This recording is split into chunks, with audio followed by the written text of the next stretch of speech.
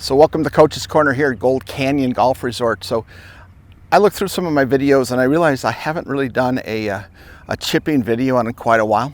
So I thought I'd talk a little bit about the book I'm writing, which is on the mathematics of the short game.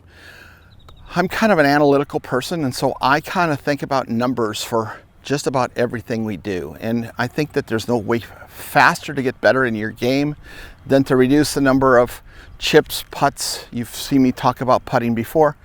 But in chipping, what we're really thinking about is getting the ball close so we have one putt, tap in. All right. I think more than anything about hitting a ball to a number and then knowing exactly how much roll it's going to have for every club in my bag. Okay. So I put out tees. I put out a pink tee right here, as you can see.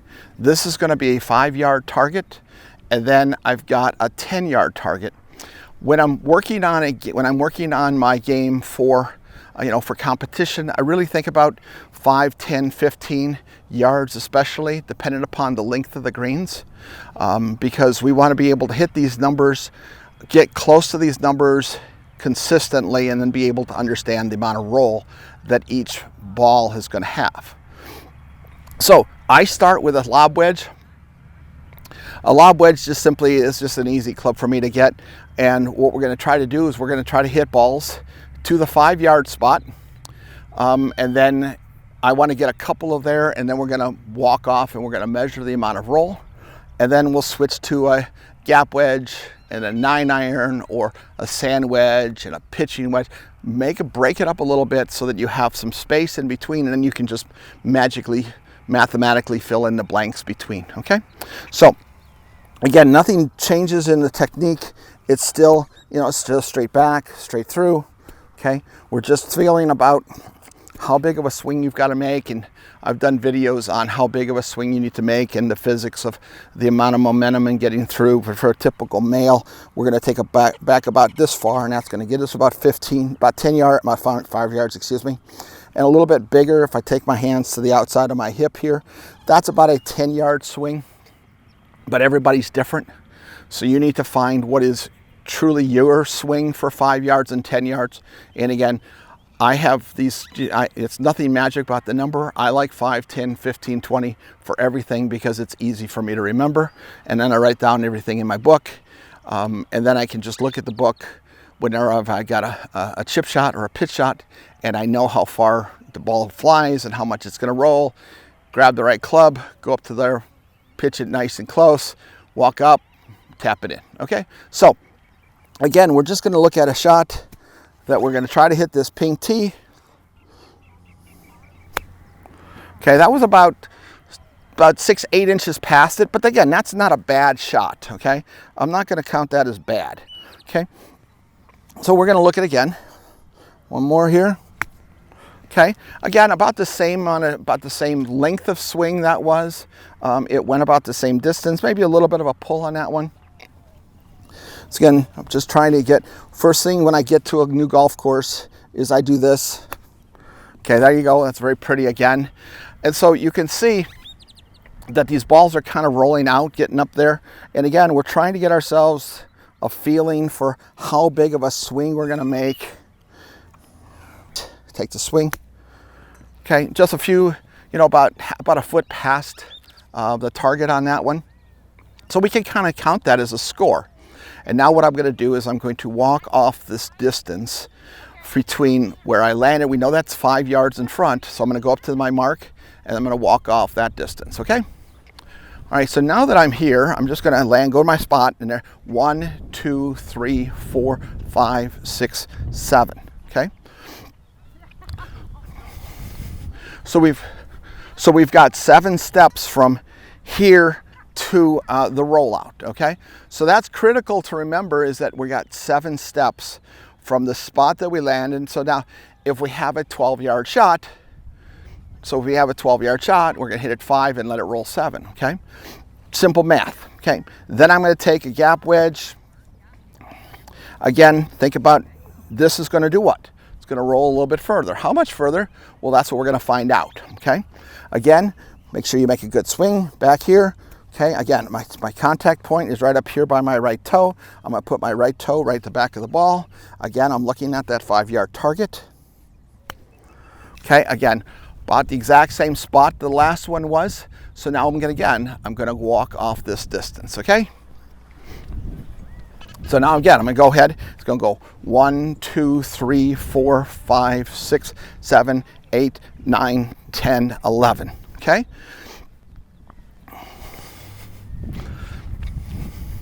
So what that says is that the gap wedge goes 11 and the lob wedge goes 7. All right. So what does that really mean? That means, again, now if I've got a 16-yard shot from a lie, from somewhere off the green, I can go 5 and 11 with a gap wedge. So what do you think the sand wedge is going to be? Sand wedge is going to be somewhere between that 7 and 11 or 9. So we've got a distance of about 5 and 9 is going to be our sand wedge. So again, you fill it in, you make the next club, and you take your 9-iron. Okay. So again, now what do you think the club this is going to go to? Probably about 15. Okay. So we know that we're 7. We know we're 11 for a gap wedge. The next one will be a pitching wedge. That's going to probably be about 12 or 13. And then we're going to go to a 9-iron. So again, we have to check it. We have to verify it. Okay, again, here and through. Again, find the same bottom of my arc. Hit the spot here. That hit exactly on that number. Now it's going to roll. And so now we're going to go ahead and we would look at that roll. And I hit that one a little bit lower than I normally would. So that ball is going to travel a little bit further than I want it to go. Okay, so we have to be conscious about what our angles are, because I don't know if you saw the angle of that descent that came off the club, but it came off at a much lower angle than I would want. So I'm not going to use that one because, again, that's not going to get me the numbers that I really need to check. So again, I'm going to come back, try it again, back in here. So again, we just need to get a feel for where we are here. Okay, again, a little bit hard. So as you get to these longer golf clubs, this becomes a little bit more delicate, but we still want to think about trying to get to those. It actually went to the exact same number as the last one, but I'm going to try it one more time, see if I can be on that number and not be as aggressive through, back. There you go. That was really pretty. That was good. So now that's rolling right out there around the 17, around the 17 spot. So again, we're thinking about 5 yards goes to 7 for a lob wedge, 11 for a gap wedge, 15 or so for the 9-iron, maybe 16, 17, something in that nature. But measure these numbers, and then when you get it, when you have a shot around the green, you're going to do the same thing. You're just going to walk them off like we do with every single shot. Walk it off, look in your book, figure out which club to hit, and then go ahead and hit it. And we do the exact same thing now with 10 yards. Again, I just take back, and I'm here, same position, looking for the bottom of my arc, setting the club, swing back. That landed right on the towel. Now you look at that and you say, okay, now how far again did that go from the towel to the ball? Okay, so what are we going to do? We're going to walk it off. Okay, now we're going to lose it out of this camera here. You're going to lose me here in a second, but we're going to walk. So we're going to go back. We're going to go 1, 2, 3, 4, 5, 6, 7, 8, 9, 10, 11, 12, 13. Okay.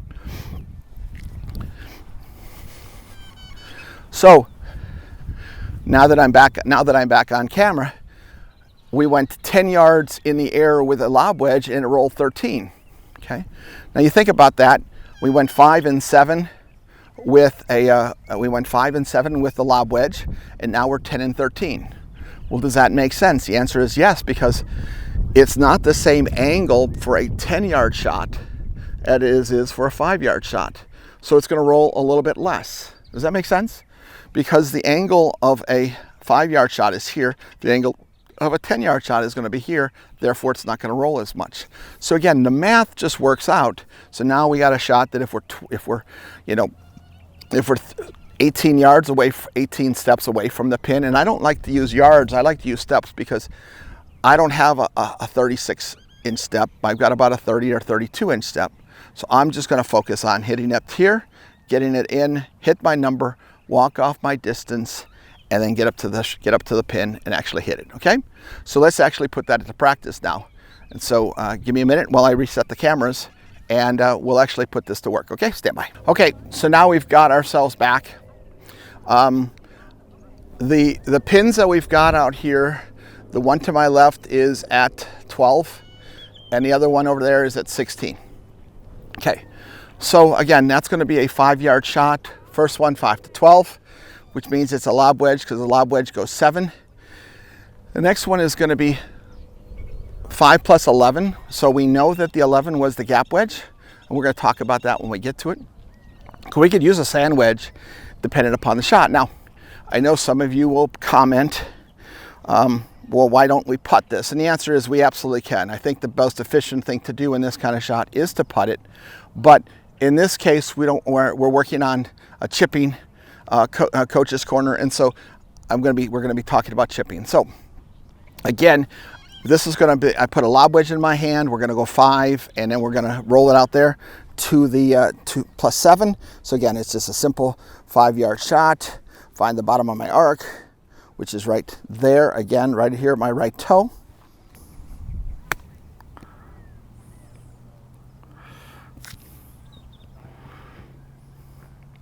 Okay, so that's about, as you can see, that's about a foot and a half. Now, one of the questions that's come back to me is, do I cover the ball on my chip shots? The answer is I do. Sometimes there will be coaches that will talk about letting the club open and things of that nature, but I feel that if we can do one swing, it's easier than trying to have to rotate. If I take the club and I open it, the answer is I'm going to get a little bit more height, true, but I have to now unrotate the arms. So if I rotate open, now I have to rotate closed. If I stay in a closed position or a square position where I'm covering the ball, I'm here and I'm going to cover the shot. Now it's going to go straight and I'm going to get a consistent roll every time. I think it's important, whatever you do, whether you open and then rotate, that you do one and you master one way versus the other. It's hard to go from an open and roll versus a square cover and do it consistently. So now let's go to the next one. And now here again, I said that we know that we're 5 and 11. We could use, ideally, we can use either club, okay? Depending upon how you feel. If you feel that nice and relaxed and you like the idea of a gap wedge to be able to hit this, then it's a 5-yard shot. You set it down and you let it roll, and it's going to roll right there. If you feel more comfortable using a sand wedge, which is this one, then what I may end up doing is taking my body and moving it slightly back a little bit. So I'm going to take the face and I'm going to slightly close it so that I can get a little bit more roll. Not change anything as far as the swing goes, but I want to take this, what would be typically a 9 roll, and make it 11 for a sand wedge versus an easy 11, but sometimes it may go a little long. So you have to kind of assess whether is it better to be a little bit long. So maybe you go with a gap wedge because you may be putting back up a hill, or you may want to be a little bit short. You may want to look at, a sand wedge, or whichever one you feel best in order to put the ball in the hole, okay?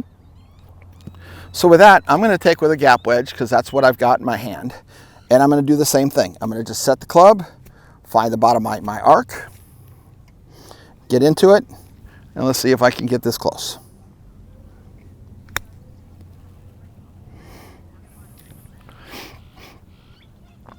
There you go. So you can see that the gap wedge went right about 6 inches from the pin there. So again, it just depends on whether you're comfortable with the gap wedge or if you want to do the sand wedge. So with that in mind, again, I think the whole idea in this coach's corner is you need to know your numbers. I practice my numbers from 5 and 10 and 15 yards. Whatever numbers you like, that's what you practice. Get them in your book so that you can be able to walk out here and be able to attack these pins and know with near 100% confidence that you're going to get it in there. So If you haven't subscribed to my channel, please do so at the bottom. If you've got any comments, questions, I'll be delighted to answer them. You can see my information down here at the bottom. And until next week, have a great day, and we'll talk to you again soon. Thank you.